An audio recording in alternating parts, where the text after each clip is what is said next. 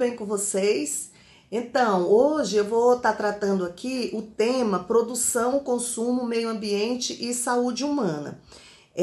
Muitas das informações que eu estou trazendo aqui foi retirado do livro Capitalismo e Colapso Ambiental, do professor Luiz Marx. Então, eu gostaria de começar trazendo a abordagem desde a sociedade primitiva, para a gente entender um pouco o contexto que nós estamos inseridos hoje.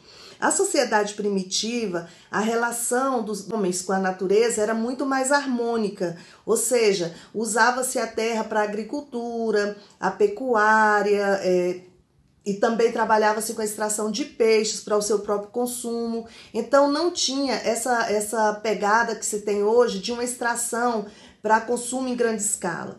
E aí o segundo momento é esse que nós estamos vivendo hoje, que é a sociedade moderna, que é essa sociedade que tem trazido à tona a necessidade de muitas reflexões com relação ao processo de consumismo. Depois da Revolução Industrial e da implantação e da consolidação do modelo capitalista, a humanidade tem se apropriado de um modelo de consumo que não é sustentável, ou seja, nós não temos condições de manter esse modelo sem que o nosso planeta entre em colapso, sem que os recursos naturais entrem em colapso. Então precisamos refletir muito sobre isso e o que é interessante a gente refletir nesse contexto. A primeira questão que eu gostaria de trazer à tona para esse debate, para pautar aqui a temática do consumismo, é a questão do aumento populacional. Hoje a gente tem uma densidade demográfica muito preocupante. Nós temos hoje no planeta aproximadamente 8 bilhões de pessoas. Essa questão é muito delicada porque quem mais impacta hoje a nossa biodiversidade é a população humana. Então, quanto mais população nós temos, mais recursos naturais nós vamos precisar para garantir que essas pessoas tenham condições dignas de vida. Então, dentro dessa lógica de produção, de consumo e de demografia, o que eu gostaria de estar trazendo? Hoje, 76% da população mundial vivem na Ásia, 60%, e na África, 16%. Isso corresponde a 76% da população de todo o mundo, como eu já coloquei antes. Esses dois continentes traz em si a pegada de um modelo de desenvolvimento econômico que, felizmente ou infelizmente, se alastrou por todo o momento dessa nossa sociedade moderna, e hoje a gente tem isso como natural. Consumir é um processo natural e muitas vezes consumimos de forma irracional. O que é interessante a gente considerar é que o que mais se tem hoje dentro desse processo de consumo é que às vezes nós nos apropriamos de bens que às vezes a gente nem precisa. É mais para concentrar riqueza, acumular bens, acumular essas questões mais do que nós precisamos. E isso é muito preocupante, porque a partir de um momento que uma minoria acumula mais esses recursos, uma grande maioria ficam desabastecidas. E isso é muito preocupante e muito grave. E isso é o que eu trago aqui. Deveria preocupar muito as autoridades governamentais, as pessoas que estão na frente de movimentos em prol de sociedades mais justas, porque a gente sabe que esse modelo não se sustenta. O risco social de uma minoria desabastecida com relação a uma pequena minoria acumulativa é muito grave, é muito problemática, levando em consideração que as necessidades básicas, muitas vezes, dessas pessoas ficam desassistidas, tá? Então, nós estamos vivendo uma crise ambiental sem precedentes, né? A população de aproximadamente 8 bilhões de pessoas é muito difícil gerir. Mas o mais preocupante que eu ainda trago aqui não é nem só isso, é que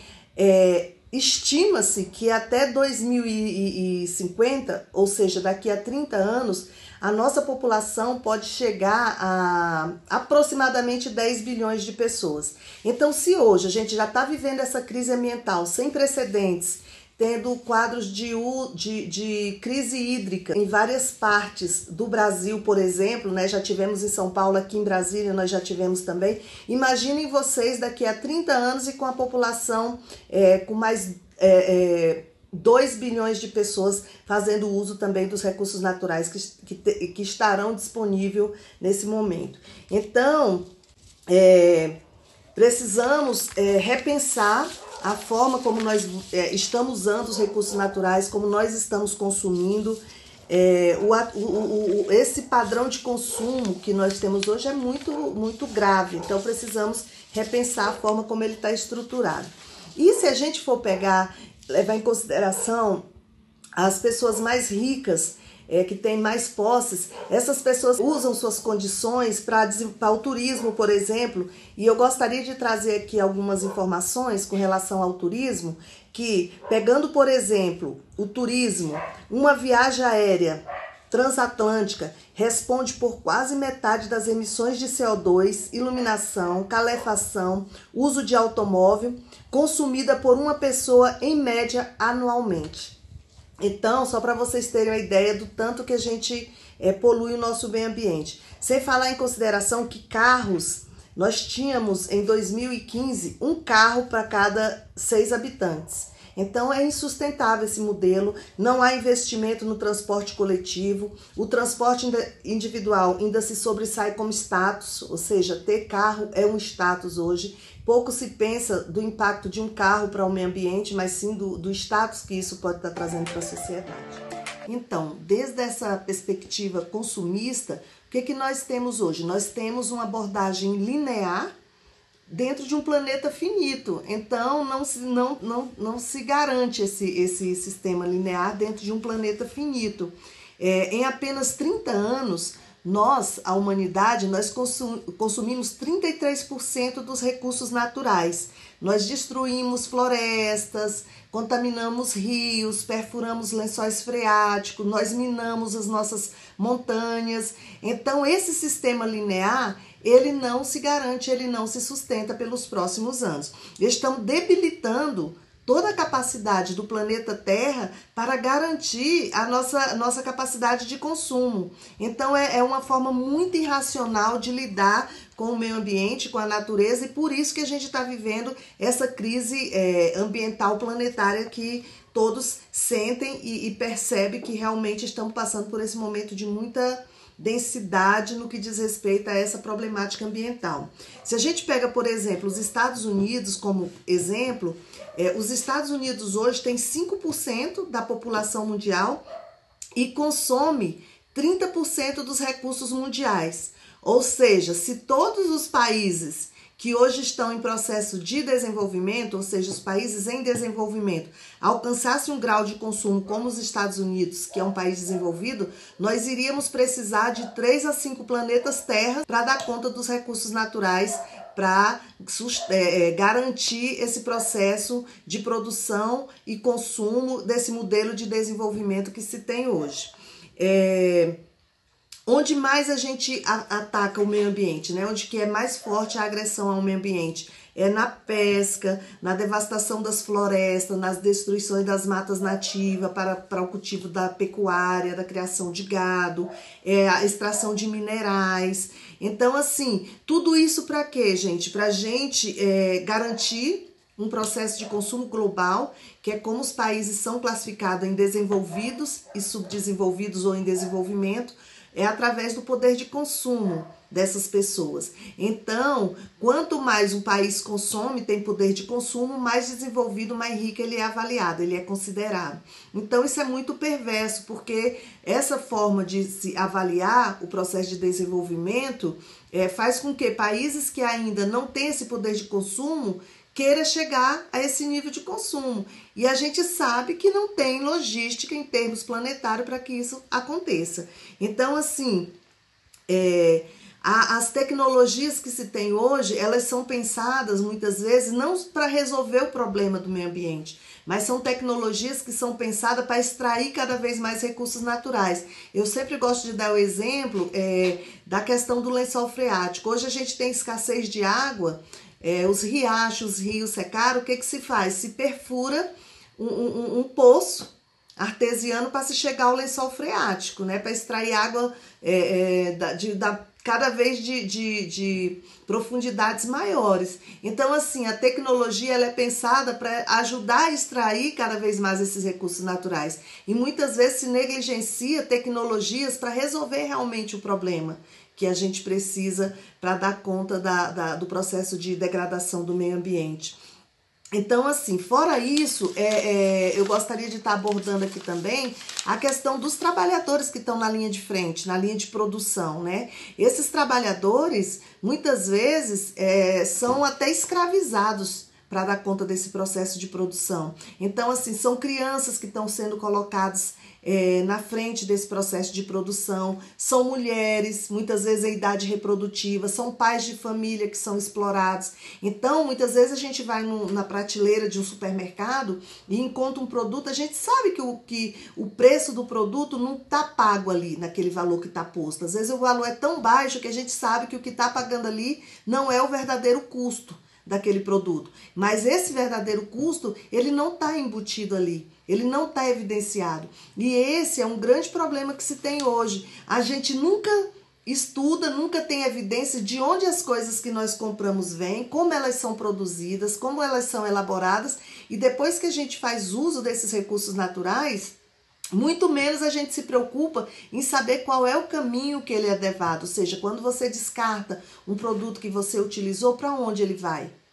Né? Vai para o meio ambiente, né? Onde esse meio ambiente é adequado para receber esse produto, ele vai para um lixão a céu aberto, ele vai para um aterro sanitário controlado. Então, assim, a gente fica num mundo altamente vedado, a gente não sabe para onde esse processo, nem sabe onde ele começa, como ele acontece no início, faz uso do produto e nem sabe o que acontece depois que você faz o descarte, né? Nessa linha, eu gostaria ainda de trazer aqui dois conceitos que eu acho bem interessante para a gente refletir, que é o conceito de obsolescência planejada e a obsolescência perceptiva. A obsolescência planejada é uma teoria que se tem, né, que muitas das coisas que são produzidas hoje para o consumo humano, elas já são produzidas e pensadas para serem descartadas rapidamente. Assim, já vem com uma qualidade abaixo do que se espera para que rapidamente seja descartado, para que você vá novamente às compras e adquira um outro produto novamente. Então, assim, se você for parar para pensar, isso é muito perverso dentro dessa linha de produção, porque tudo que a gente usa, gente, vem da natureza, vem do meio ambiente. Não tem nada que vem de fora do planeta. É tudo terrestre, não tem nada extraterrestre. Então, a gente tem que ter consciência de que quanto mais tempo quanto mais qualidade e mais tempo a gente permanecer com o produto, mais a gente está evitando de se extrair novos produtos da natureza. A obsolescência perceptiva é jogar fora, consiste, né, na lógica, na noção de jogar fora coisas que ainda são úteis. Hoje eu vejo um exemplo muito fácil de se trazer aqui, é a questão dos aparelhos de celular. Então você tem um aparelho de celular hoje de ponta, e em menos de 6 meses a 1 ano surge um novo aparelho. Então, assim, já vem junto com esse aparelho a lógica de que o que você tem não serve mais porque surgiu um aparelho que está trazendo novas tecnologias, novas informações, novos acessos, nova forma de fotografar. Então, assim, tudo isso faz com que as pessoas queiram cada vez mais estar adquirindo coisas que são lançadas de ponta dentro do mercado. A moda também é um outro exemplo dessa obsolescência perceptiva, né? Então, assim, cada vez mais você tá no auge de uma moda e surge um outro tipo de moda e você já automaticamente já quer adquirir. Então, são coisas que a gente precisa estar atento e refletir, né? Então, para finalizar, eu gostaria de trazer aqui alguns aspectos éticos. Em primeiro lugar, dizer que esse modelo, ele, por um lado, traz muita miséria, exclusão social, e por outro lado, ele promove muita ostentação e desperdício. Além do mais, o modelo que se tem hoje de sociedade de consumo para a promoção do desenvolvimento é um modelo altamente individualista, egoísta, e assim, hoje é inaceitável, né, ostentar abundância onde há tanta carência. Em todo esse contexto, eu gostaria de destacar aqui o impacto de todo esse processo de produção e consumo para a saúde humana e para todo o impacto dentro do planeta. Hoje é cada vez mais evidente que o processo de degradação ambiental influencia diretamente no que diz respeito à saúde humana. É isso, pessoal. Muito obrigada e até uma outra oportunidade. Forte abraço a todos.